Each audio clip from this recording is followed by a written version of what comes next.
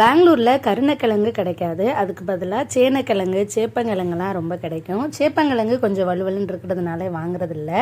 இவங்க வந்து கருணக்கிழங்கு நினச்சி சேப்பங்கிழங்கு தான் வாங்கிட்டு வந்திருந்தாங்க. சரி கொஞ்சம் குழம்பு வைக்கலாம் அப்படின்னு சேப்பங்கிழங்கு குழம்பும் வாழைக்காய் வந்து உப்பு வறுவல் மாதிரி பண்ணலாம் அப்படின்னு. ஸோ சேப்பங்கிழங்குக்கு வந்து எண்ணெய் ஊற்றிட்டு வெந்தயம், சோம்பு, சின்ன வெங்காயம், பூண்டு, கருவேப்பிலை, தக்காளி, உப்பு, மஞ்சத்தூள் எல்லாம் போட்டு வதக்கிட்டு மூடி வச்சு வாழைக்காயில் கொஞ்சமாக உப்பு போட்டு 3/4 பாகம் அளவுக்கு வேக வச்சு எடுத்துக்கிட்டாச்சு. குழம்புக்கு வந்து மிளகாய் தூளும் மல்லித்தூளும் சேர்த்துட்டு அதுக்கப்புறமா தேவையான அளவு புளி கரைசல், உப்பு சேர்த்து மூடி வச்சு நல்லா கொதி வரட்டும். அதுக்கப்புறம் இங்கே வாழைக்காய்க்கும் ரெடி பண்ணிடலாம். எண்ணெய் ஊற்றிட்டு கடுகு, உளுந்தம்பருப்பு, கடலைப்பருப்பு, வெங்காயம், இடிச்ச பூண்டு, கருவேப்பிலை, வேக வச்ச வாழைக்காய், உப்பு இதெல்லாமே போட்டு நல்லா மிக்ஸ் பண்ணிவிட்டு அதுக்கப்புறமா கொஞ்சமாக சீரகத்தூள், சோம்புத்தூள், தேங்காய் துருவல், கொத்தமல்லி எல்லாம் போட்டுட்டு லைட்டாக பெருங்காயம் போட்டு இறக்கணும் அப்படின்னா வாழைக்காய் உப்பு வறுவல் ரெடி. குழம்பு நல்லா கொதிச்சதும் கடைசியாக வேக வச்ச சேப்பங்கிழங்கு கட் பண்ணி ஆட் பண்ணி கொதி வரவும் இறக்கிட்டு சர்வ் பண்ணும்போது அப்பளத்தோடு சர்வ் பண்ணால் சூப்பராக இருக்கும்.